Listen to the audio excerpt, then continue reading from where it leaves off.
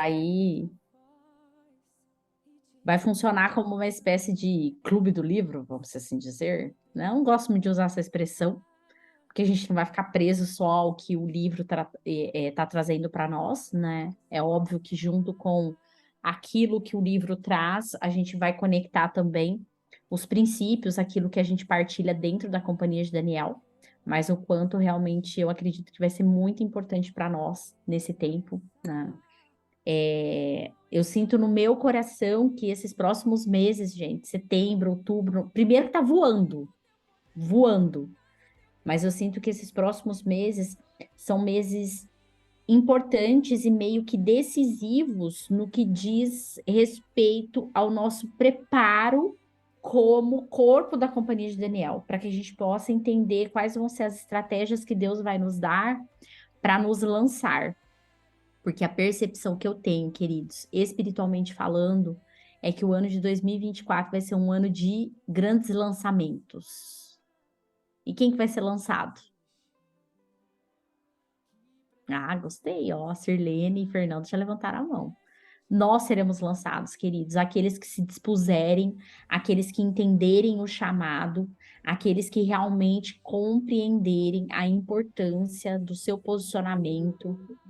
E a companhia de Daniel, eu creio, é o que a gente tem recebido de muitos profetas. Nós somos uma plataforma para lançamento de muitos foguetes, entendeu? A visão que eu tenho, assim, quando a gente foi para os Estados Unidos, a gente não teve o prazer ainda de visitar aquele lugar lá na Flórida, que é onde os foguetes são lançados, né? Próxima vez que a gente for, se Deus quiser, a gente vai. Mas eu nem... como é que é o nome da cidade? Cabo Canaveral. Cabo Canaveral. Nossa, ó, nossa, chique. Cabo Canaveral. Gente, a companhia de Daniel, ela é uma espécie de Cabo Canaveral no reino, onde os foguetes serão lançados. E os foguetes, gente, somos nós. Somos nós. Precisamos estar preparados, porque eu creio que é chegado esse tempo nas nossas vidas. Ok? Bora movimentar lá o grupinho? Chama o povo lá, porque eu falo que o povo é devagar, né? Meu Deus do céu, bora agitar esse povo lá, gente. Vai ser tão bom essa noite.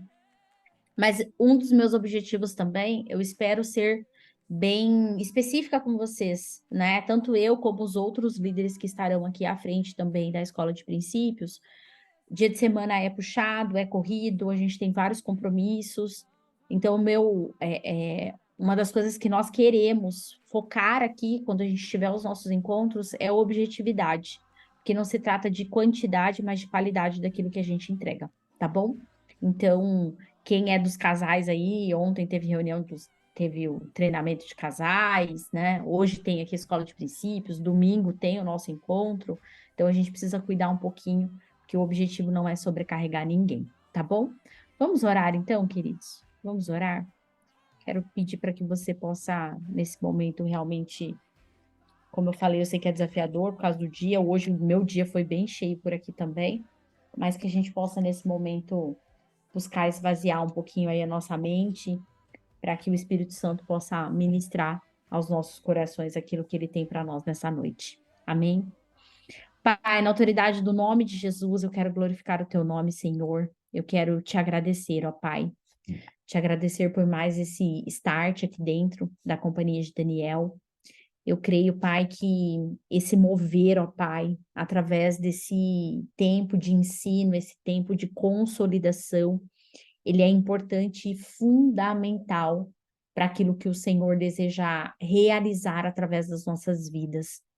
E o que eu te peço, Senhor, em nome de Jesus, é que o Senhor possa revelar a cada um aqui, não apenas o chamado, mas a grandiosidade do chamado, para que cada um possa se posicionar dentro daquilo que o Senhor tem preparado para nós, dentro daquilo que o Senhor tem preparado para a companhia de Daniel.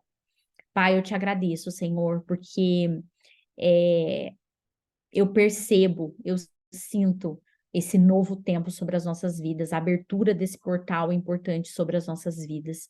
E eu quero consagrar, Pai, esse tempo a Ti e declarar, Senhor, que o Senhor é o nosso Deus e que tudo que estamos fazendo é para a honra e para a glória do teu nome, Senhor. Que nós possamos usufruir dessa posição de filhos, mas que também possamos ser responsáveis por aquilo que faz parte do nosso chamado e que também depende de cada um de nós aqui. Obrigada, Senhor, por essa noite, que o teu Espírito Santo, junto com os teus anjos, ministrem aos nossos corações, trazendo clareza, discernimento e entendimento em nome de Jesus. Amém, queridos? Amém? Então, gente, qual que é o propósito, né? Se todos vocês têm um livro, e o objetivo é que todos tenham lido, todo mundo leu o primeiro capítulo? Ok? Quem não leu, corre e lê a hora que terminar, tá? O objetivo aqui não é eu ficar lendo o capítulo com vocês, revendo, não, porque é justamente para isso que nós estamos orientando vocês a virem para o nosso encontro já tendo lido aquele capítulo, ok? Esse tempo que a gente vai passar juntos aqui, eu quero trazer algumas reflexões, alguns princípios daquilo que a gente quer, que eu quero trabalhar, mas depois eu quero abrir e eu quero que vocês participem, eu quero que vocês contribuam, mas que também seja um tempo para a gente tirar dúvidas, para que a gente possa crescer juntos aqui. Porque às vezes eu percebo, eu tenho falado muito isso com o João, que eu percebo que muitas vezes acontecem alguns erros, algumas falhas, não é por maldade, é por falta de conhecimento, ou às vezes até mesmo falta de instrução. Então, é sobre isso, é dessa forma que eu quero conduzir com vocês aqui, tá bom? Primeira coisa, por que que a gente optou iniciar por esse livro? Esse livro, Cultura da Honra, ele é um livro, vocês vão perceber que é como se fosse uma base daquilo que a Bethel Church, ela tem como princípios na igreja. Até comentei com o João, né? Vou colocar isso, já vou lançar isso diante de Deus, né? Que os anjos passem e digam amém. Vocês sabem que eu e o João, a gente tem um desejo muito grande de fazer o nosso ano sabático, né? De fazer um intercâmbio, até para aprimorar o inglês, né? O meu inglês tá começando a ficar bom, gente. Mas para aprimorar o inglês e para ter esse tempo sabático. E eu falei para o João que, especialmente lendo esse livro, eu senti um desejo muito grande no meu coração. E eu falei, quem sabe Deus nos permite nós podermos fazer um tempo, né, de ensino lá na Bethel Church, né? Então, participar de alguma escola de liderança, enfim, de algum programa de liderança, que eu sei que eles têm diversos, na Bethel Church. Por quê? Porque eles vivem aquilo que a gente acredita. Então, o ensino ele é baseado nos 5 ministérios, é uma visão preterista parcial, se assim eu posso dizer, porque eles não acreditam no arrebatamento, ok? Eles acreditam, né, que realmente nós iremos governar como nós já temos governado, né? Não aquela igreja enfraquecida de escape que tem que sair correndo, porque senão o diabo vai tomar conta de tudo e isso vai nos enfraquecer, ok? Então eles têm essa crença. E eles trabalham muito esse aspecto da liderança que entra dentro da visão de paternidade que eu e o João temos e que a gente sempre fala para vocês, e cada vez que a gente recebe um novo discípulo, a gente faz questão de reforçar isso, que é o quê? É a liderança de filhos adultos. Então, é uma paternidade espiritual de filhos que são adultos, e filhos que são adultos são livres, têm um pensamento independente, funciona dentro de uma comunidade, dentro de uma atmosfera, mas cada um tem o seu chamado de forma independente, e esse chamado é importante para nós como um todo. Então, essa visão deles é o que fez com que realmente a gente tomasse essa decisão de seguir, né, dentro do... Acho que tá o negocinho tá lá dentro da minha bolsa. De seguir esse ensino da Bethel Church, né? Então, orem por nós, gente, para que a gente possa ir fazer alguma formação lá. Mas eu acredito que muitas coisas a gente vai conseguir implementar aqui, tá? E uma das coisas que é fundamental para que a gente possa fluir dentro dos 5 ministérios é justamente uma cultura de honra. uma cultura de honra. E, gente, eu quero dizer uma coisa para vocês, que talvez é desafiador, mas que eu tenho aprendido na minha jornada. Nós estamos caminhando há 13 anos debaixo da cobertura do apóstolo Coraiola. E foi com ele, foi dentro dessa visão que a gente entendeu o que é a honra, né? O que é nós honrarmos os nossos líderes espirituais, honrarmos a nossa cobertura espiritual. E uma coisa que você precisa ter clareza na tua vida: honrar não significa que você vai concordar sempre com tudo. Honra não significa concordância unilateral, ok? Honra é respeito. Calma.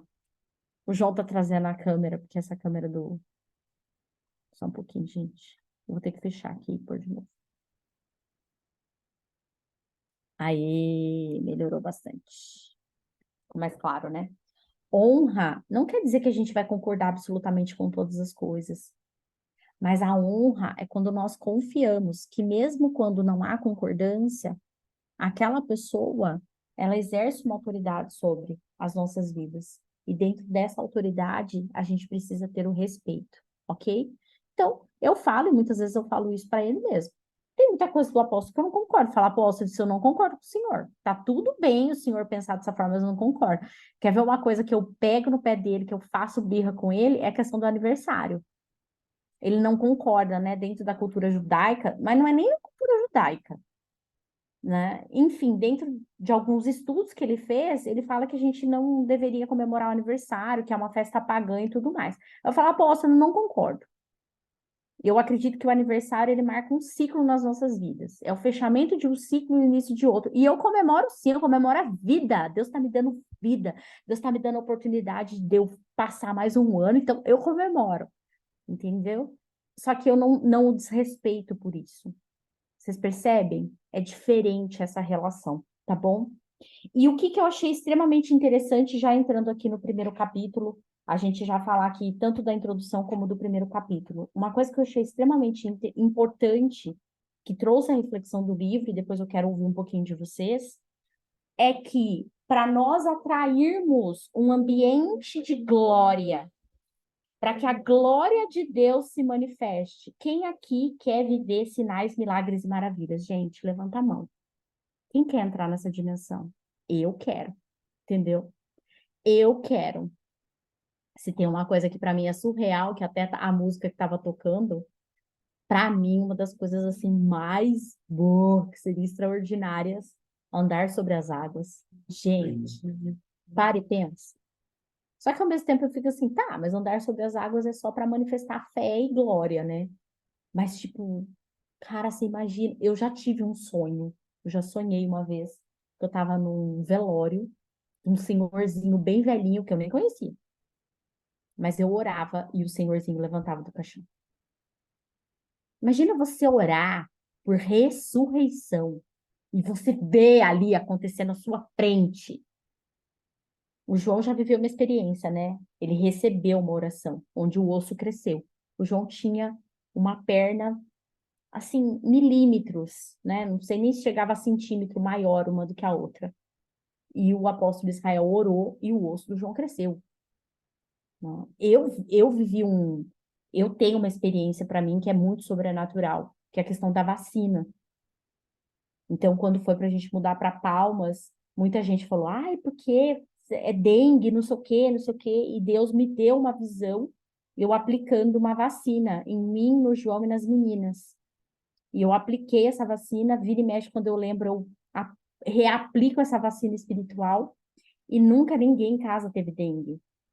E Deus fez o mesmo movimento comigo em relação ao Covid. E nós não tivemos Covid. E é muito interessante porque de vez em quando Deus às vezes ai, nova onda.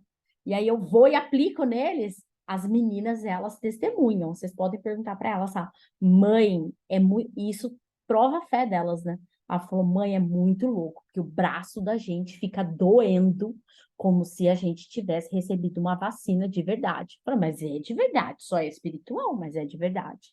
Então, imagina você viver esse nível. É o que a Betel vive hoje. Só que o que eles disseram? Que para haver essa manifestação, essa cultura de honra, ela precisa estar estabelecida. Só que o que mais mexeu comigo no primeiro capítulo é que essa cultura de honra, ela também só pode ser estabelecida em um ambiente de segurança, em um ambiente de misericórdia, em um ambiente onde as pessoas tenham a certeza de que elas podem errar e ainda assim elas não serão expulsas da presença de Deus. Que existe uma consequência, existe uma legalidade que vai ter que ser corrigida, que vai ter que ser alinhada, mas ainda assim elas podem permanecer na presença de Deus. Gente, isso mexeu muito comigo. Por quê? Eu e o João, nós vivemos essa experiência nas nossas vidas. Eu e o João, nós éramos de dentro da igreja, nós não tínhamos nenhuma posição de liderança, certo? Mas nós éramos jovens relativamente ativos dentro da igreja. Eu não tinha uma posição de liderança, mas eu ajudava uma das professoras da escola dominical na salinha de crianças. E eu e o João namorando, o que que aconteceu? Nós, né, caímos em tentação, caímos no pecado, tivemos relação sexual e eu engravidei da Beatriz. E o meu sonho sempre foi casar na igreja. E eu lembro que a gente viveu, eu ler aquele primeiro capítulo, gente, foi assim um momento assim que eu voltei na minha juventude, porque eu vivi exatamente tudo que aqueles jovens ali relatados viveram. Eu e o João vivemos.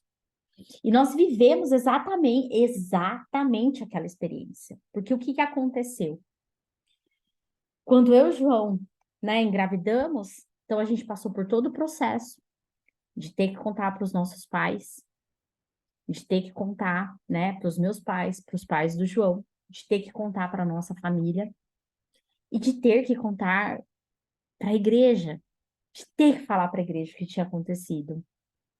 E eu me lembrei, né, eu e o João sentados no gabinete do pastor Ivan, que era o pastor titular da igreja que a gente frequentava na época.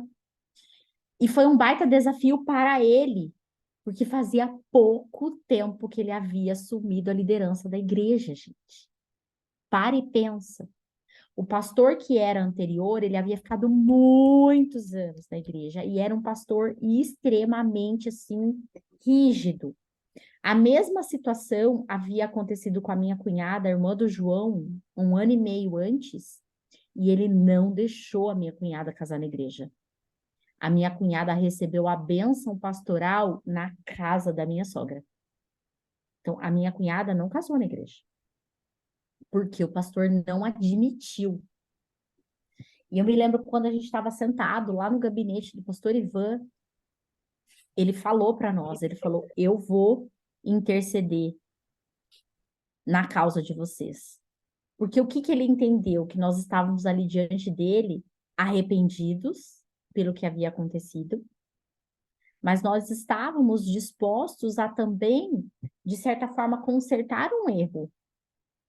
Não consertar no sentido, né? Mas porque a gente já tinha clareza, nós queríamos casar, nós queríamos passar a nossa vida juntos.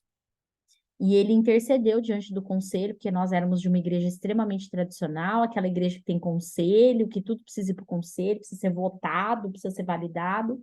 E uma das coisas que ele nos defendeu diante do conselho foi justamente isso. Eles erraram, eles têm consciência do erro, mas eles estão querendo agora fazer a coisa certa. Quem somos nós para jogá-los para fora da igreja? E isso foi uma coisa muito importante, porque eu vejo que foi um cuidado de Deus na minha vida e do João. Por quê?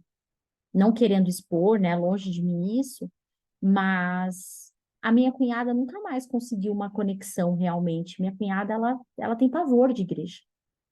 Ela não consegue se conectar até hoje, né? Ela está casada há mais de 25 anos e até hoje eles não voltaram para a igreja. Enquanto que eu e o João, eu acredito que pela visão daquele pastor, nós pudemos seguir, nós pudemos avançar e hoje nós somos líderes de um ministério. Então, gente, isso moveu muito o meu coração e me fez refletir o quanto nós precisamos para estabelecer uma cultura de honra. Então, vamos lá. Todos queremos a manifestação do sobrenatural de Deus. Todos queremos viver sinais, milagres, maravilhas, né? Vermos a prosperidade, vermos curas acontecendo. Só que isso é o ápice, isso é o resultado. A gente tem um meio para que isso aconteça. Qual é o meio? Estabelecer uma cultura de honra. No entanto, esse caminho que é a cultura de honra, ele precisa ter uma base. E para mim, a base, ela está conectada. Ele não usa, né, o Dani Silk, ele não usa exatamente essas palavras, mas foi a minha forma de interpretar, para que a gente possa criar esse caminho de uma cultura de honra, nós precisamos da base. E a base, ela passa pela construção de confiança através da misericórdia. Então, gente, eu quero abrir a partir de agora, esse momento, para a gente realmente trocar, né? E óbvio, a gente quer ouvir vocês, a gente quer fazer algumas trocas com vocês, para que depois também a gente possa, eu, João, né, Thaís, Fernanda, Rose, como líderes aqui da Companhia de Daniel, a gente trazer como a gente também visualiza tudo isso dentro da Companhia de Daniel. Como a gente pode, hoje, como líderes, e vocês, como futuros líderes, em nome de Jesus, né? Porque eu creio que a companhia vai crescer muito e que a gente vai precisar de muitos líderes. Como que a gente pode tornar isso realmente algo natural para nós, como um princípio dentro da companhia de Daniel? Quem quer falar? Pode abrir o áudio, pode falar suas percepções, de repente até mesmo, tipo, me choquei com isso, né? Porque esse é o momento da gente evoluir juntos aqui.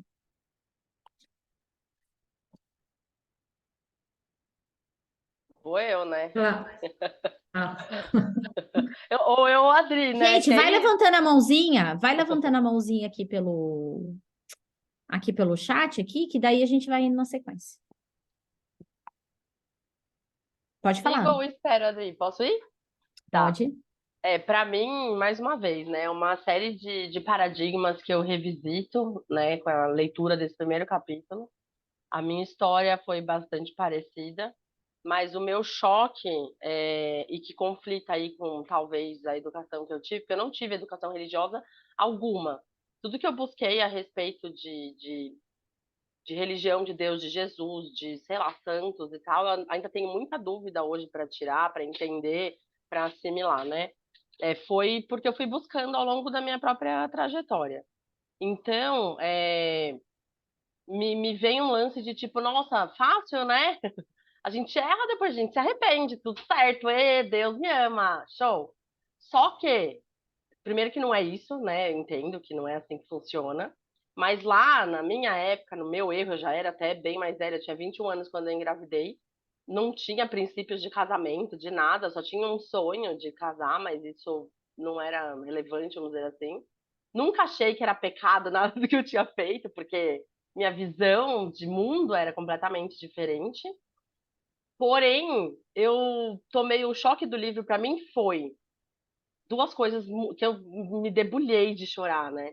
A primeira delas é que a minha situação foi bastante parecida, só que eu não quis ficar com o pai da minha filha. E porque quando eu engravidei, eu falei, gente, esse cara não é o pai da minha filha, porque eu olhei pro meu pai e falei, nada a ver. E aí eu comecei a não quis mais, eu não quis mais. E me afastei do pai dela, e aí depois está afastado até hoje, de vez em nunca ele aparece. Mas o que me chocou no livro foram duas situações. A primeira dela é, foi o. Eu nunca tinha, nesses 18 anos que a minha filha vai fazer 18 anos, eu nunca tinha percebido o quão abençoado é realmente você estar num lugar, não religioso, mas que te faça as perguntas certas, como eles falam, né, ao longo do primeiro e de vários outros capítulos. Como ter alguém com uma experiência, sabedoria, e sim, com uma religiosidade, com um Deus, com o tal do temor, né, por detrás, e que soubesse conduzir aqueles jovens, né, fez toda e total diferença. Porque eu fui muito, muito, muito, muito mal acolhida pela minha família é uma culpa que eu carrego, é dolorido para mim até hoje.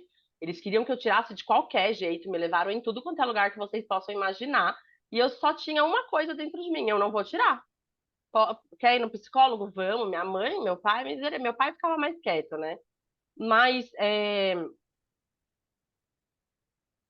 a minha prima morava nos Estados Unidos, ela era de uma igreja batista, eles são até hoje, desde pequenininho. Eles moravam em Atlanta na época. E quando a minha mãe comentou com essa minha tia e tal, a minha prima, que é um pouquinho mais nova que eu não tinha parado para entender isso, entendeu? Ela fez todo um movimento na igreja dela. Ela deve ter parado tudo, meu. Minha prima no Brasil tá grávida de um cara, vai ter um. Enfim, ela veio dos Estados Unidos para cá, com duas malas daquelas, meu, de 70 litros cada uma, cheio de tudo que vocês imaginarem. Tinha fralda, roupa, mamadeira, coisa que não precisava, roupa, Uau, brinquedo. E a igreja ainda me mandou, na época, um envelope com $2.500 para eu comprar carrinho, berço e o que não dava para trazer no avião. E eu, uau. eu lembro que, obviamente, eu fiquei hiper mega feliz. Mas sabe quando você não entende? E aí, agora eu tô até tremendo. E agora que eu li esse livro, gente, e aí eu olho para minha filha e eu vejo o quão abençoada, o quão maravilhosa, o quão incrível essa criança, essa adolescente é. E aí eu falo, cara, tipo, era isso, né? Era Deus o tempo todo, sabe? E a outra coisa bem forte que trouxe para mim foi o quanto eu não percebi que eu não estava mudando só a minha vida e que eu não estava no lugar de, eu vou ter pronto, todo mundo que se lasque, vocês vão ter que me engolir, né? Eu realmente não parei para pensar o quanto eu tinha mexido e abalado com os planos que, certo ou errado, os meus pais tinham para mim, com o quanto eu tinha frustrado aquela situação, os sonhos deles, de tudo. E que eu só culpava eles de. Eles não, é mais a minha mãe mesmo, de querer que eu tirasse o bebê de qualquer jeito. Ela chegou a pôr uma tia minha para falar que se a minha tia não tivesse adotado os filhos dela, ela nunca teria tido filho. Do tipo, você não quer pôr tua filha para adotar, já que você não vai tirar? Foram todas as Uhum. formas que eles tinham. Então, eu também nunca, eu falei lá no Vida, né? Eu nunca pedi perdão para minha mãe por ter machucado tanto, né? Os sonhos dela. E nem meu pai, porque o meu pai, ao contrário da minha mãe, ele se omitiu. Ele me olhava só do pescoço para cima, quase que até o final da gestação. Só que o meu pai sempre foi o cara que fez tudo por nós, antecipava as coisas e tudo, né? Então, e agora ele já faleceu. Então o livro mexeu muito assim com isso do tipo, agora eu entendi porque minha mãe sempre me diz que eu sou ingrata, porque eu não vi a dor dela, né? Uhum. Então foram essas duas coisas que pegaram bem forte assim, o quanto eu me E senti olha, abençoada por essa igreja, sabe? Sem e querer, olha que querer. incrível, né, Ana? Porque você tem a oportunidade, teu pai já faleceu, mas você pode continuar honrando teu pai através da tua gratidão. E é o tempo, talvez, de você poder fazer essa reconexão com a sua mãe e justamente passar por esse processo, né? Total. Eu vou comentar aqui com vocês, gente. Ontem eu comentei lá no Soul Inabalável, nem era o assunto, não tinha nada a ver com isso, mas acabou surgindo. E eu falei para eles que eu vivi uma experiência que para mim foi muito forte, porque quando eu morava em Formosa, eu me lembro da cena, gente, da cena, assim, para mim foi muito forte, forte impacto emocional. Deus trouxe muito forte no meu coração que eu precisava pedir perdão para os meus pais pelo fato de eu ter engravidado. Porque eu não conseguia, até aquela época, eu não conseguia entender que eu havia decepcionado os meus pais. Eu achava que, como a Ana falou, engravidei eles que me engulam. Aí eu ainda batia no peito, eu, João, ainda a gente batia no peito, no sentido assim, a gente cuidou da nossa vida, a gente não dependeu deles, a gente se virou sozinho, lutamos as nossas lutas, construímos as nossas coisas, a gente ainda se achava mega, né? E Deus um dia falou para mim: você é orgulhosa, você é ingrata, você não imagina a dor que a sua mãe sentiu. E Deus fez eu sentir toda a dor que os meus pais haviam sentido, e eu pude fazer esse processo de reconexão, de pedir perdão para minha mãe, de falar que eu entendia, naquele momento eu entendia toda a dor que ela havia passado, toda a frustração, toda a decepção, e foi muito lindo, porque ela falou assim: não, mas tá tudo bem. Eu falava: mãe, tá tudo bem hoje, que a Bia tem 14 anos, mas há 14 anos atrás eu sei a dor que eu causei em você por aquilo que aconteceu. E é muito interessante, gente, porque quem ainda não leu, depois vai ler, vai entender um pouco melhor.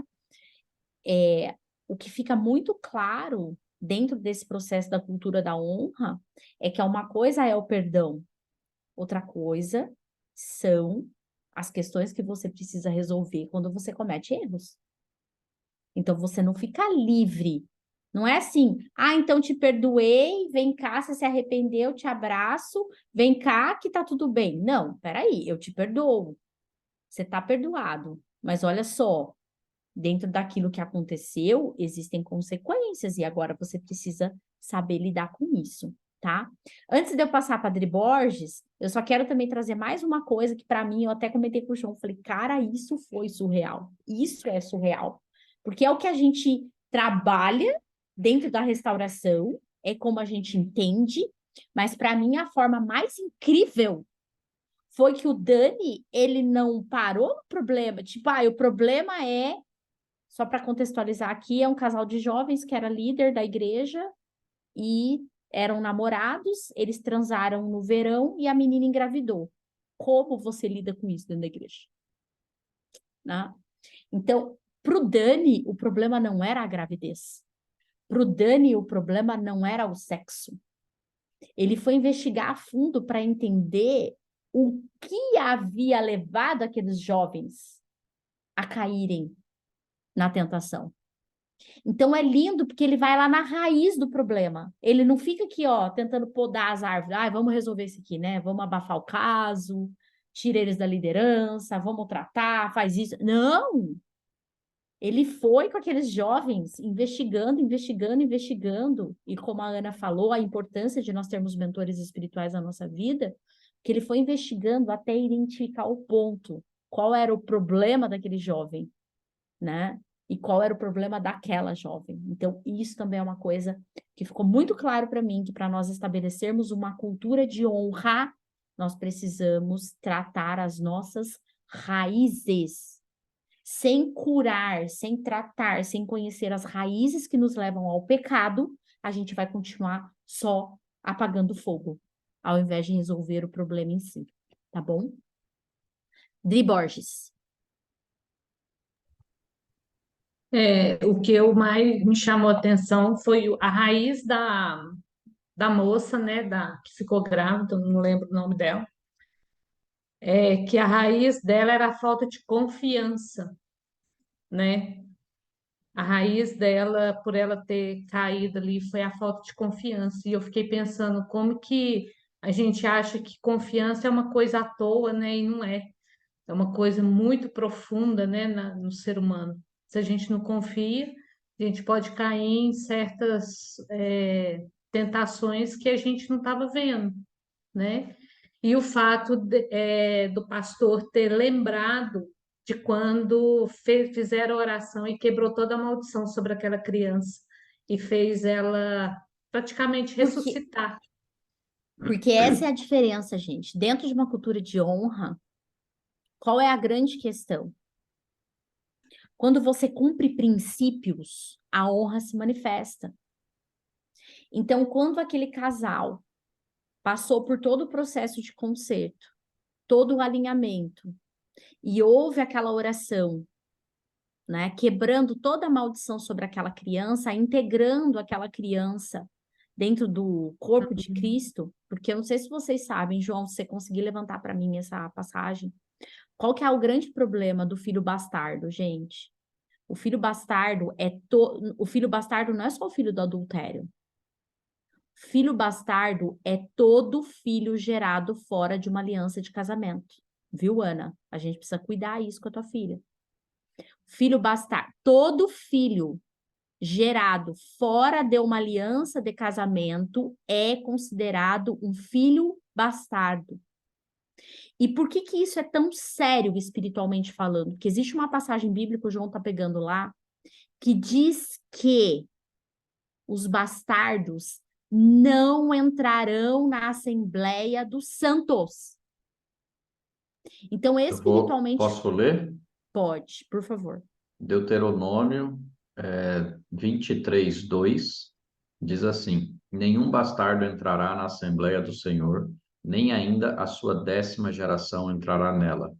Deuteronômio 23:8. Os filhos que lhe nascerem na 3ª geração, cada um deles entrará na Assembleia do Senhor. Que aqui já está falando de outro tema, mas o bastardo é o de cima, tá?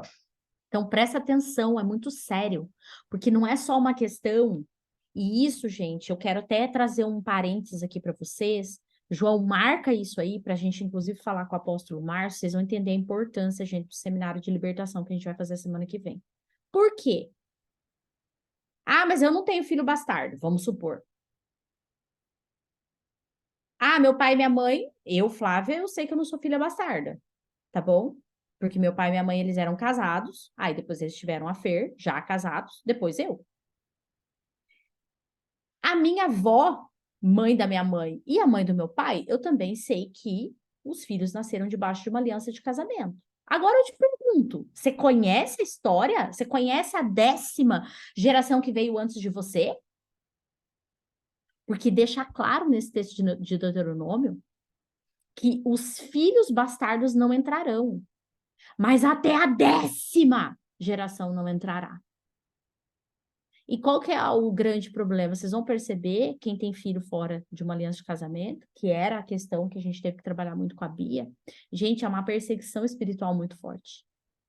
É um ataque espiritual muito forte, porque ele tá fora. É como se ele tivesse à parte. E aí, o que que nós precisamos fazer como pais? Orar, nos arrependermos, quebrarmos toda a maldição da bastardia e declarar que através do sangue de Cristo, que foi gerado pelo meu arrependimento, este filho passa a fazer parte da Assembleia dos Santos e nenhuma maldição mais pode recair sobre os descendentes, ou seja, sobre os filhos dos filhos dos filhos dos filhos. Então, isso é muito sério. E isso que a Adri falou foi o que acontece no relato, né, que o Dani Silk conta, que quando aquele pastor orou, quebrando toda a maldição, e a filhinha deles nasceu e estava praticamente morta, o que que eles puderam, como igreja, requerer que o princípio fosse cumprido? E qual era o princípio? Aquela criança, ela estava debaixo de uma proteção. Toda a maldição havia sido quebrada. E quando a igreja manifesta aquele princípio, gente, Deus, ele é um Deus de princípio. Se você está cumprindo o princípio, você pode ir. Esses dias eu fui diante de Deus, falei, Senhor, existem princípios que eu tenho cumprido na minha vida há muito tempo. A tua palavra diz isso, isso e isso, aquilo, aquilo, aquilo. Então, Senhor, o Senhor manifesta isso na minha vida. Quando a gente cumpre o princípio, gente, a gente pode pleitear diante de Deus. E foi o que Dani Silk fez em relação àquela criança. Tá bom? Então, isso também é extremamente importante. Sarina, Juliano. Flávio, desculpa aí, eu queria só complementar a Amanda, minha mais velha. Eu também casei grávida e hoje já tem 31 anos. Eu tenho que fazer esse movimento de conversar com minha mãe. Tem idade E, pra gente e, pedir perdão? e o fato dela, ela é bastarda, Ela não foi gerada fora de uma aliança de casamento? foi. Você já se arrependeu por isso? Já pediu perdão a Deus Não, e a já, ela, ué. inclusive? Não, ela nunca pediu perdão por isso, não, nem sabia. Então, então você já tem a resposta. É claro que com tudo com muita sabedoria, tá, Adri? Tá, Com muita sabedoria. Por quê? Se ela é uma menina, vamos pegar o caso específico da tua filha, da Amanda, e isso aqui serve para todo mundo, tá? Inclusive para quem é líder aí na questão do aconselhamento. Cuidado com isso. Você não vai chegar agora para tua filha de 31 anos e falar assim: "Não, porque eu, né, tava lá na companhia de Daniel e eu descobri que você é uma bastarda, porque você foi Aí pronto. ela Aí vai você faz chorar. outra ferida, né? Aí você faz uma ferida pior. E é é a mesma questão, por exemplo, para a Ana fazer com a filha dela.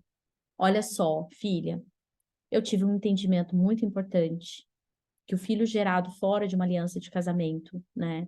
Ele é um filho que realmente ele sofre uma perseguição espiritual, que vai ter algumas dificuldades. E eu quero diante de Deus revogar esse erro, né? O erro não foi você, você não é o erro.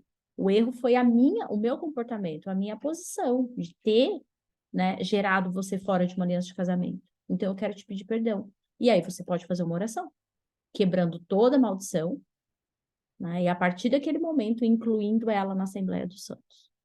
Tá bom? Então, com certeza, não só pode, como deve. Ok?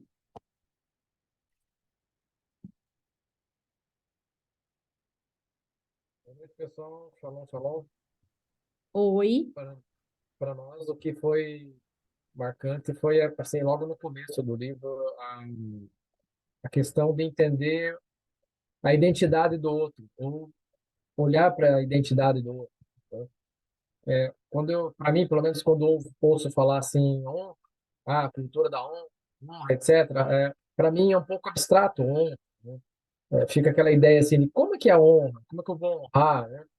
E aí, quando ele tangibiliza isso, falando, poxa, você honra o outro, enxergando que existe uma identidade, e essa identidade é uma identidade ligada ao reino de Deus, é conectada ao reino de Deus, é uma identidade que vai da filiação da outra pessoa a Deus ao propósito dela no reino de Deus, aí parece que faz assim, ó, pum, parece que explode, né, a ideia na nossa cabeça e tangibiliza esse conceito.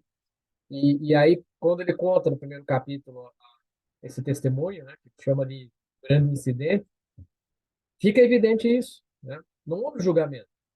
Houve o quê? Um acolhimento, porque eram dois jovens, mas que cada um tinha sua identidade no reino. E isso não pode ser desprezado jamais.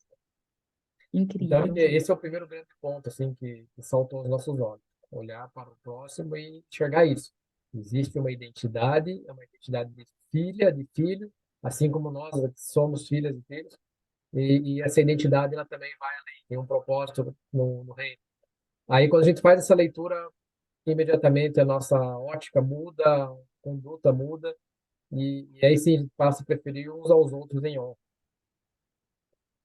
Incrível. Ô, Juliana, você falando isso agora, eu me lembrei de uma outra questão também, na imersão agora do Vida Inabalável, a Thaís, ela trouxe um painel falando sobre perdão, né?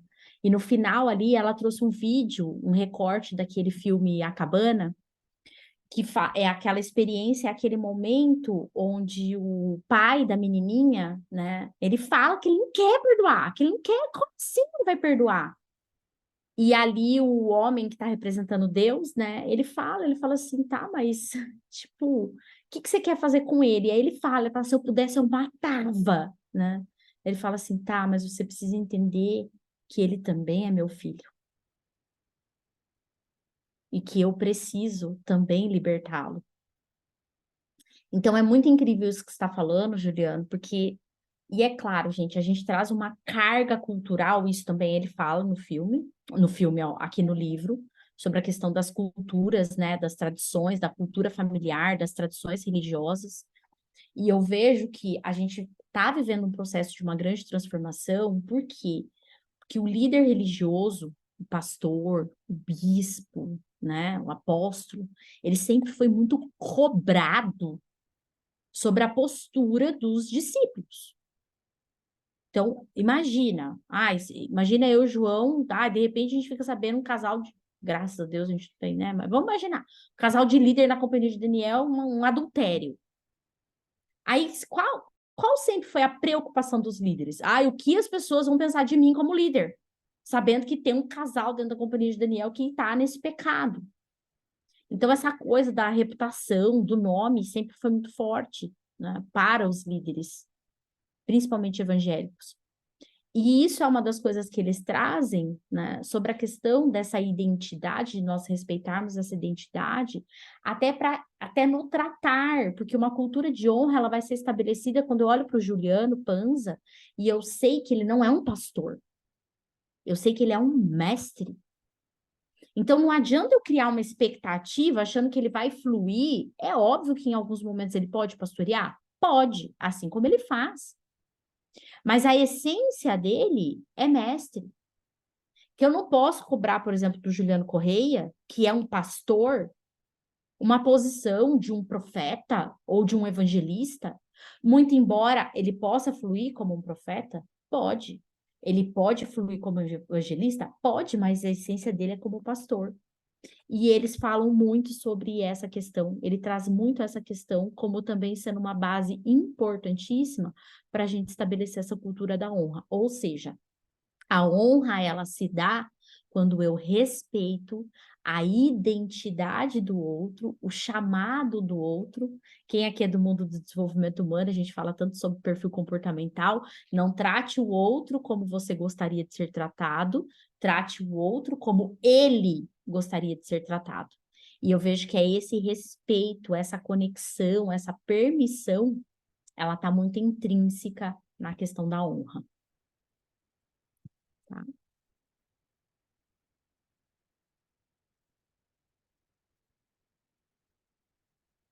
Quem mais, gente?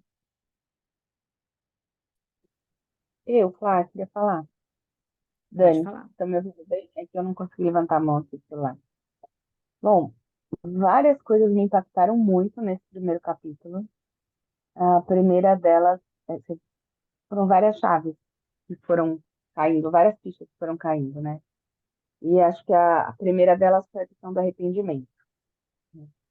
O, o líder põe o casal para dentro da sala, né? O, o Danny põe o casal para dentro da sala para conversar com eles, para entender o que estava acontecendo.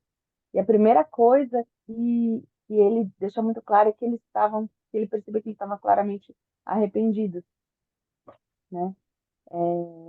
Depois, a, a, a outra coisa é que ele estava buscando a luz e a glória e o poder daqueles jovens dentro dele, trazer aquilo para fora, né?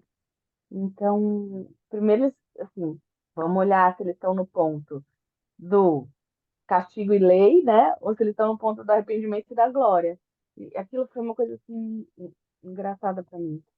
E quando ele vai fazendo as perguntas para trazer para fora, são perguntas totalmente sem julgamento, né? Totalmente abertas, totalmente sem nenhum direcionamento. E depois que eles entendem qual era o verdadeiro problema, eu lembrei das feridas mortais que a gente, né, buscou, trabalhou lá dentro do show, né? Qual era a falta de a quebra de confiança, né? A, a violência que ele sofria, porque ele se recolhia, perdia o caráter e a integridade quando alguém era agressivo com ele. E, e nessa hora que eles puderam trazer as feridas para a luz, depois eles foram fazer o que tinha que fazer. Reparar o que dava para ser reparado, restaurar o que dava para ser reparado. Assim, nossa, quanta coisa eles foram fazendo e num movimento que parece meio que automático, meio que natural, mas quando você para ver várias chaves, vários pontos específicos de tratamento ali, né? Por isso que eu até brinquei, porque já quero ir para lá, quero aprender a fazer isso, para a gente poder ajudar muita gente, porque é muita libertação e muita restauração e a igreja inteira poder abraçar eles, poder fazer oração de cura, de restauração, de perdão, de reintegração. Que coisa fantástica! Eu só ficava lembrando dos casais divorciados, dos casais de segunda união, né, dos homossexuais, todas as pessoas que, historicamente, na igreja católica, na igreja evangélica, que a gente põe para fora, né? E quanto a glória de Deus está ali para se manifestar nelas também, e quanto a gente pode ser instrumento disso na vida de tantos filhos, né? E como a Thaís mostrou lá no filme, tantos filhos que Deus também quer redimir. E eu fiquei É, muito mexida. e eu quero desafiar vocês para algo aqui muito importante, tá? É óbvio que, e eu falei isso no começo, eu creio que a gente está num momento muito importante da Companhia de Daniel para nós sermos lançados para fora. Eu creio nisso, gente. Eu creio nisso, eu falo isso, eu me arrepio inteiro. Meu corpo quase que treme. Eu queria que vocês pudessem sentir aquilo que eu e o João temos sentido. E até o nível de pressão que a gente tem vivido, porque é panela de pressão mesmo, é explodir para mandar todo mundo, assim. Não é para mandar no sentido de enviar. Mas uma coisa a gente precisa ter consciência. A cultura da honra, ela só vai conseguir ser estabelecida dentro da Companhia de Daniel se nós estabelecermos isso dentro das nossas casas. Então, gente, quem tem filho, não importa a idade do seu filho. Ah, minha filha tem 31. Ah, meu filho tem 9, tem 15, tem 14, tem 5. Pais, vocês precisam ler esse capítulo 1. E mais do que se colocarem na posição de líderes de alguém dentro de uma companhia profética, dentro de uma, né, de um ambiente, inclusive profissional, porque a gente pode. Imagina, gente, se a gente usar isso com os nossos funcionários. Se a gente usar esse mesmo princípio com os nossos funcionários, meu Deus, será que a gente de fato não vai ter equipes mais engajadas, pessoas mais preparadas para lidarem, inclusive, com o erro, ao invés de ficar colocando sujeira embaixo do tapete? Com certeza. Só que eu quero dizer, gente, a gente precisa usar isso dentro da nossa casa. Dani, ouse, né? Peça para o Fábio, para ele ler esse livro com você. Ousem trabalhar com o João dentro desse mesmo viés, dessa mesma perspectiva. Maridos, mulheres, experimentem, né? E que a gente possa levar isso também para cima. Então, e se eu começar a trabalhar com os meus pais, eu tenho dificuldade com meu pai, eu tenho dificuldade com a minha mãe, ok, Ana, começa a levar isso para o teu relacionamento com sua mãe. Por quê, queridos? Nós só teremos a nossa identidade extremamente... Por que hoje, e eu posso falar isso para você sem problema algum, por que hoje eu consigo realmente enfrentar um nível de opressão e sair para fora e não ser atingida diretamente por aquilo que às vezes acontece do lado de fora? Porque eu sei quem eu sou do lado de dentro. Eu sei que o meu pai sabe quem eu sou, a minha mãe sabe quem eu sou, os meus irmãos sabem quem eu sou, o meu marido e as minhas filhas sabem quem eu sou. Por quê, gente? Porque se não há essa unidade, essa conexão, eu vou para fora e quando eu volto para dentro, o ambiente interno me fragiliza mais do que o externo. E aí é quando eu estou totalmente despreparada, daí eu não consigo ser lançado novamente, ou eu não consigo dar continuidade naquilo. Por isso que é tão importante o trabalho que a gente está fazendo com os casais, para que os casais compreendam a importância dessa uma só carne. O João tem falado para mim, meu bem, onde eu não puder ir, você vai. Eu vou te lançar, porque eu não vou poder estar em todos os lugares, mas você vai poder estar. E você indo, você me leva, você me representa. Assim como eu sei que o inverso também é verdadeiro. Vão ter muitos lugares que eu não vou poder estar, mas que o João estará. E quando ele estiver lá, ele me leva junto. E isso é confiança. Vocês percebem como está tudo conectado com aquilo que a gente leu no primeiro capítulo? Isso é confiança, é certeza, é unidade. E a gente poder fazer as mesmas coisas, agir da mesma forma com os nossos filhos e com as pessoas que estão sob a nossa liderança. Ok? Juliana, acho que você queria complementar alguma coisa, Dani também. É bem rápido, só para testemunhar que hoje de manhã eu estava lendo e um dos enfoques foi justamente esse, de olhar para a família como igreja. Às vezes aquela mentalidade religiosa, a gente fica imaginando, que legal, lá na igreja, derramar da presença de Deus lá na igreja, aquela coisa lá no ministério. Não, não, não. Começa em casa, olhando daí, de repente, para os filhos e enxergando essa questão toda que a gente falou de identidade, mas entendendo que, caramba, primeiramente, é a casa, é que é a igreja, é a casa que é o reino. Aí, a partir Perfeito. daqui, é que vai espalhar a influência. Só isso. Perfeito. Só isso? Acho que a gente já pode terminar com isso. Perfeito, perfeito. Igreja é isso, gente. A igreja, quando a gente se reúne como companhia de Daniel, é uma extensão da casa de cada um de vocês. Então, se a casa não estiver em ordem alinhada, não tem como prosperar. Dani? Eu só ia complementar que, assim, lendo esse capítulo também, eu percebi que o João tem esse mesmo mecanismo dessa menina, né? De não querer ser controlado. E, e Dani, eu... se me permite, Não, fala. você me permite? Cuide para você não tentar identificar o que o João tem, ou qual é o mecanismo dele. e trabalhe Isso, para que ele identifique para que isso. ele acha. Entendi. Porque se você trabalhar para você buscar identificar, você vai querer a cura. Você vai querer dar a solução para ele. E a pergunta que eu quero te deixar é: será que realmente o João tem esse mesmo tipo de mecanismo? Será que não é uma outra É, coisa que talvez você não está conseguindo ver e que somente o comportamento, pensa assim, ó, o comportamento dele são só as folhas.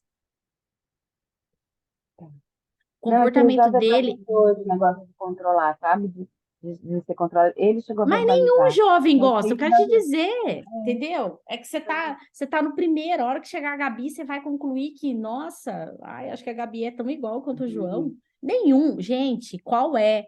Quem tem filho mais velho aqui, né? Rose, Thaís, Marcelo, Tereza, deixa eu ver aqui, a Adriana Borges também, a Ana Luísa também, a filha já é um pouquinho mais velha. Cirle... Gente, qual menina que quer ser controlado na idade de 12, 13? Gente, eu falo assim, eu vou falar a experiência minha e do João. Claro, dentro das devidas proporções, mas dos 13 aos 17, gente, ou idade chata. Aí eu achava que era só com a Bia. Eu pensava assim, ah, não, mas a Mel é diferente. A Mel é outra, né? A Mel tem outro jeito. A Mel é diferente. Meu Deus, eu só pensava assim, eu já vi esse filme, eu já vi esse filme. Então, Dani, para de achar que é isso, porque nenhum adolescente quer ser controlado. Agora, o que você precisa entender é que a forma como ele reage é que tá querendo dizer alguma coisa para vocês, entendeu? E que dentro desse princípio, a conversa, gente, a conversa, né? Esse ambiente de confiança, onde ele possa falar, o pior que seja o erro que talvez ele tenha cometido ou esteja cometendo, ele saber que ele não vai ser julgado, mas aí sim ele vai ser direcionado. Lembrando que nós não tiramos o peso, né, das consequências, porque as consequências elas existem e eles precisam responder por elas, mesmo sendo o grande problema que nós falhamos como pais, aqui como pais mesmo, é que muitas vezes, quando os nossos filhos confessam algum erro, a gente corre para tirar o peso da consequência do erro deles. E aí sim a gente falha, porque daí a gente está alimentando, né? A psicologia diria que isso é um reforço positivo, porque você está alimentando um comportamento ruim através de uma expressão positiva. E o que gente, eu lembro até hoje, quando eu era criança, eu tinha uns 7 anos. Uns 7 anos. Eu roubei no supermercado. Sabe aquelas escovinhas de cabelo de bebê? Eu amava aquelas escovinhas. E eu pedi para minha mãe: mãe, você pode comprar para minha boneca? E minha mãe falou: tá doida, menina? Não vou comprar nada, não. Essa escova aí não é de boneca, essa escova é de bebê. E eu encasquetei, eu queria aquela escova para o cabelo da minha boneca. Sabe o que que eu fiz? Ainda bem que na época não tinha câmera, senão, coitada da minha mãe ia ser presa, né? Eu peguei uma hora que ela se distraiu, eu peguei a escova, enfiei dentro da bolsa dela lá no fundo e fui para casa. Chegando em casa, eu fui lá, bela e formosa, e tirei a escovinha e abri a escovinha, minha mãe. "O que é isso?" Aí eu olhei achando que. Gente, ela fez eu ir com ela no supermercado para devolver a escova. Você acredita? E ela podia ter comprado daí, né? Pois ela não comprou. Eu, além da escova ter sido devolvida, fiquei com o carão, com a vergonha de ter que pedir desculpa lá pro homem porque tinha roubado a escova. Gente, aí eu falo um negócio pra você. Você acha que alguma vez, mas na vida, eu pensei em roubar alguma coisa? Por quê? Porque a consequência foi dolorosa, entendeu? Então, essa consciência a gente também precisa ter, tá? Flávio, fazer só a segunda coisa era uma pergunta, porque assim, a gente não tem muitas informações, mas eu acho que da família do meu pai, lá da avó, da bisavó, foi gerado fora do casamento. E meu bisavô, sabidamente, tinha duas famílias, uma em São Paulo, outra em Poços de Caldas.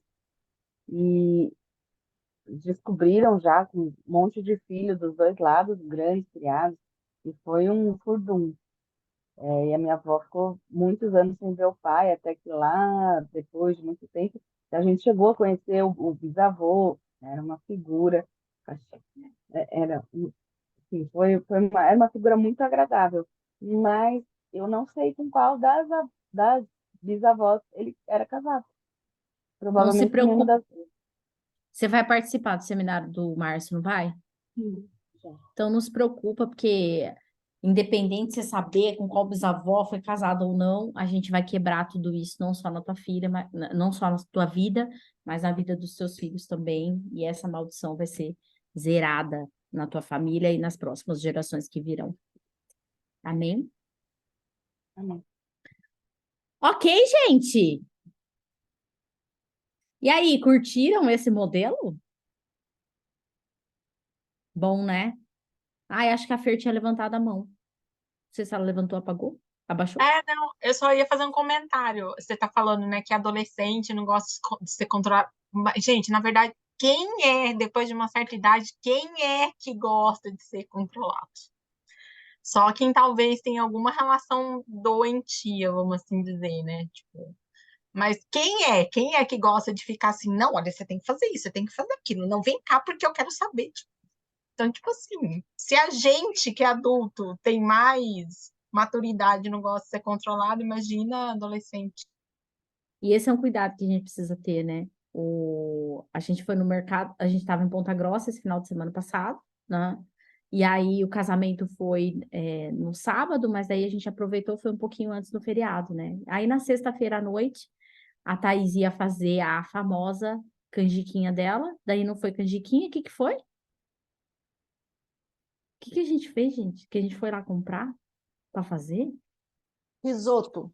Ah, risoto, isso. Fomos para comprar as coisas para fazer risoto. Aí, estamos lá no mercado, o João foi pegar carne, não sei o que, não sei o que. De repente, passa um casal assim, um pouquinho mais velho, a mulher. O homem fala assim, eu vou levar cerveja, não sei o que, não sei o que. Aí a mulher, não vou levar cerveja, não, porque não sei o que, não sei o que, não sei o que, não sei o que. Eu olhei pro João, não, o João passou, eu olhei pro João e falei assim, só muda o endereço, né? Porque na hora, eu e o João, a gente flagrou o mesmo movimento. Então, querendo ou não, é claro que a gente sabe, né? Isso tem alguns princípios aí que a gente precisaria aprofundar um pouco mais, que não é o nosso tema. As mulheres também têm uma tendência de serem mais controladoras. Normalmente as mulheres são muito mais controladoras. E aí, Dani, especificamente para você, né? O que eu tenho uma dica para te dar, que isso para mim foi muito valioso, principalmente nessa época com as meninas e na minha relação com elas. Deixa o Fábio ser pai e deixa ele educar o João. Entendeu?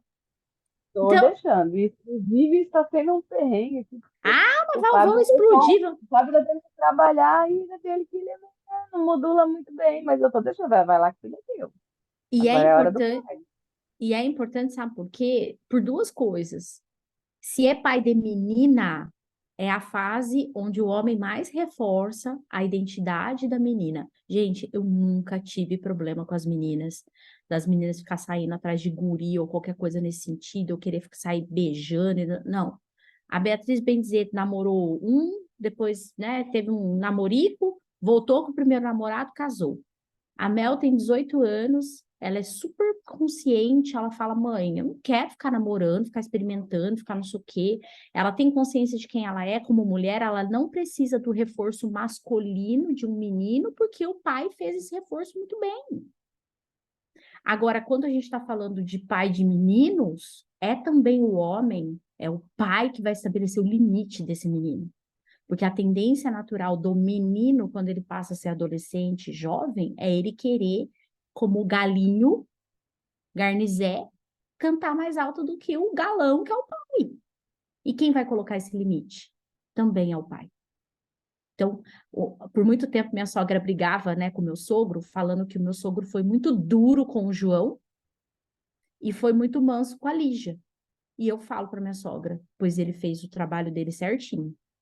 Porque o homem, ele precisa ser duro com o filho, macho, para que seja um macho, e ser o quê? Cuidadoso e protetor com a filha mulher, para que aquela mulher entenda que ela sempre vai estar debaixo da proteção de um homem.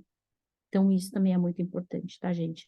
Desculpa fazer esse parênteses, mas é que se nós estamos falando de uma cultura de honra dentro de uma igreja, dentro de um ministério, isso precisa partir das nossas casas, das nossas famílias, ok? João, não sei se você quer fazer algum complemento aqui para a gente fechar. Lembra que eu falei para vocês, né, alinhando um dos meus objetivos e do João, é a gente realmente poder fazer desse momento aqui da nossa escola de princípio mais objetivo para a gente não sobrecarregar ninguém. Eu quero, aliás, deixar vocês com um gostinho de quero mais. Tipo, ai, meu Deus, foi tão bom que quarta-feira que vem eu quero estar aqui de novo, tá bom? Então, João, se você puder, né, não sei se você quer falar algo e daí orar para daí a gente encerrar também. E aí, gente, já fica o compromisso, próxima semana, leitura do segundo capítulo, para a gente poder seguir avançando aqui. Eu já vi que o segundo capítulo é bem comprido, tá? Então, talvez, dependendo, a gente meio que desmembra ele, né? Ou a gente passa aí, talvez, 2 semanas trabalhando, porque tem bastante coisa no segundo capítulo. Bom, queridos e queridas, né? A Flávia falou muito bem hoje sobre o início de tudo, sobre esse pontapé inicial que se fala da cultura da honra. O mais importante de tudo que ficou gravado em nós quando a gente leu essa parte do capítulo é exatamente o objetivo principal de entender a raiz dos problemas. O objetivo principal de nós chegarmos no cerne das questões. O ato em si, ele é um reflexo, e o ato que chamamos de pecado, o ato que chamamos, né, de coisas erradas e de pecado mesmo, ele é um reflexo de coisas que estão mais numa camada mais profunda dentro de nós e que tem uma íntima relação com a falta de honra. A falta de honra com você mesmo, a falta de honra com as pessoas, a falta de honra a Deus, e que leva você ao pecado. Então, é para que você comece a compreender que a evidência que você vê na vida do ser humano, sua e das pessoas que estão próximas de você, que tem relação com algum tipo de desvio de caráter, desvio de conduta, ela está relacionada a camadas mais profundas e que tem uma relação muito profunda com falta de honra. Então, eu sinto que vai ser uma jornada incrível para nós, para que a gente possa compreender na nossa profundidade que aqui honra não tem só relação com honrar outra pessoa, com honrar um líder, com honrar a Deus, não é só isso. Tem coisas muito mais profundas que nós vamos caminhar nessa jornada que vai ser incrível para que a gente possa crescer na nossa fé, entendendo desde as nossas raízes onde que nós devemos cuidar do nosso ser para que realmente possamos viver essa cultura da honra. Eu sinto que vai ser algo incrível para todos nós e eu convido e convoco vocês. Não perderem a sequência. Quem está aqui vai até o fim, né? Chame outras pessoas para participar, porque não é porque não começou desde o começo que que não deve entrar mais. Não criem esse empecilho. Entra a qualquer momento, vai participar do capítulo que der, leia o livro da forma como puder, mas vem. Por quê? Porque o que vale é essa troca de experiência. A Dani está aqui, ó, a Dani está aqui e é um exemplo disso. O livro dela não chegou. A Dani mora lá no Nordeste. O livro dela não chegou, mas não é por isso que ela deixou de vir. Então, é esse tipo de atitude que a gente quer, que você esteja aqui presente. Ai, perdão. Não deu nem tempo de fechar. Então, é esse tipo de atitude que a gente quer que vocês venham, que estejam aqui, porque aqui, mesmo que você não tenha, como ela não teve condição de ler o livro, porque não estava na mão, você vai receber, você vai ser abençoado nesse dia também, entendeu? Porque a troca de experiências, aquilo que a gente fez aqui, é muito mais valioso do que a sua ausência, entendeu? Então, o nosso apóstolo fala muito isso, né? Que a maior desonra é a desonra da ausência. Então, não torne essa desonra na sua vida de estar ausente daqui. Então, venha, participe e vamos junto, porque vai ser incrível essa jornada, tá bom? Vamos orar para a gente poder encerrar? Pai, na autoridade do nome de Jesus, eu quero colocar agora no seu altar a vida de cada um das pessoas que aqui adentraram, ó Pai amado, cada um desses teus filhos. Senhor, em nome de Jesus, eu quero declarar e determinar sobre a vida deles agora, ó Pai amado, que um exército de anjos esteja presente na mente de cada um deles, ó Pai amado, trazendo entendimento e discernimento sobre todo esse tema envolvido à honra que nós estamos estudando. Senhor, em nome de Jesus, que eles possam caminhar mais nas camadas mais profundas do seu ser, do seu eu, para poder identificar, ó Pai amado, aquilo que é real e verdadeiro, necessário para poder ser corrigido. E, Senhor, traz a correção, traz aquilo que é necessário, traz esse entendimento de ajuste de alinhamento quando estivermos no caminho errado. Ajuda-nos, ó Pai, a mim, a Flávia, a todos os líderes da companhia, para que nós possamos verdadeiramente ser tua voz neste ambiente. Pai, eu abençoo desde já a semana de cada um, eu abençoo desde já, ó Pai amado, os negócios de cada um, e eu abençoo desde já a vida emocional e a vida espiritual de cada pessoa aqui. Declaramos cura para a saúde física de cada um, e eu abro agora portas de trabalho em nome de Jesus. Deus está falando aqui, queridos, Deus está falando que vai abrir portas de trabalho para, pelo menos aqui, que eu vejo 2 pessoas. Nos próximos dias vão receber portas de trabalho nova. Em nome de Jesus, declaro sobre a vida das pessoas, ó Pai amado, agora neste momento, em nome de Jesus, as portas de trabalho, para que elas possam, ó Pai amado, ser honradas naquilo que sabem fazer de melhor. Abre, Senhor, as portas em nome de Jesus. Amém e amém. Glória a Deus. Queridos, que Deus abençoe Amém, vocês. queridos. Deus abençoe. Coloca lá no grupo. Ó, tá tão quente aqui que a minha câmera tá com delay. Coloca lá no grupo. Faz uma, tipo assim, traz essa percepção para as pessoas do que elas perderam. Então, coloca lá no grupo o que foi importante. E eu vou fazer uma publicação lá na Companhia de Daniel. Coloca lá também no Instagram qual foi o insight que vocês tiveram desse nosso primeiro encontro hoje, tá bom? Beijo grande no coração de vocês. Deus abençoe. E até domingo, 9 da manhã, com o nosso Rosh Hashanah. Quem não estiver aqui em casa, presencialmente, por favor, acesse pelo Zoom, porque a gente vai ter a transmissão pela internet, tá bom? Beijo, gente. Tchau. Shalom, shalom.